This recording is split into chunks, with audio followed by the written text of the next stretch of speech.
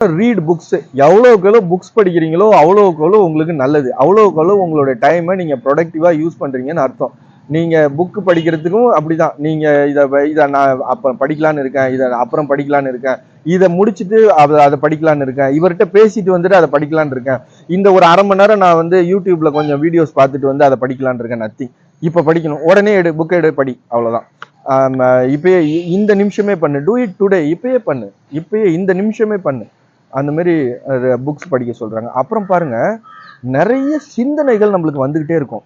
அந்த சிந்தனைகளை ரெக்கார்ட் பண்ண சொல்றாரு, எழுதுங்கிறாரு. நிறைய நேரத்துல நல்ல கவிதை, நான் நிறைய டைம் அது மாதிரி நிறைய கவிதைகள், சின்ன சின்ன கவிதைகளை நான் மிஸ் பண்ணியிருக்கேன்.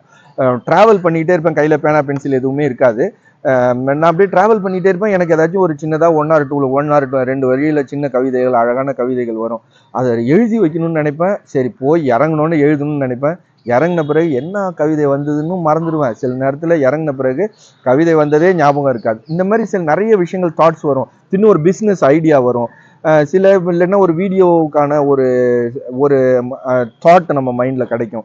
இப்படி நிறைய விஷயங்கள் வரும். அது எல்லாம் வந்து அப்பப்போ ரெக்கார்ட் பண்ணி வைங்க அப்படின்னு கேட்குறேன். நான் அதெல்லாம் ரெக்கார்ட் பண்ணி வைக்க ஆரம்பிச்சிருக்கேன். அதனால தான் எனக்கு சில விஷயங்கள், நல்ல ஐடியாஸ்லாம் கிடைக்குது. நிறைய இது வந்து இந்த மாதிரி அப்படி போகிற போக்கில் இப்படி செஞ்சால் நல்லா இருக்கும் அப்படின்னு தோணுன விஷயங்கள் நிறையத்தை நான் வந்து அதை எலாபரேட் பண்ணி என்னால் ஒரு ஒரு ஸ்கிரிப்ட் கொடுக்க முடிஞ்சுது. ஸோ அந்த அது எப்பயுமே நம்ம மைண்டில் தோன்ற ஐடியாஸை ரெக்கார்ட் பண்ணுங்க அப்படின்னு சொல்கிறார். நல்ல விஷயம் இதெல்லாம்.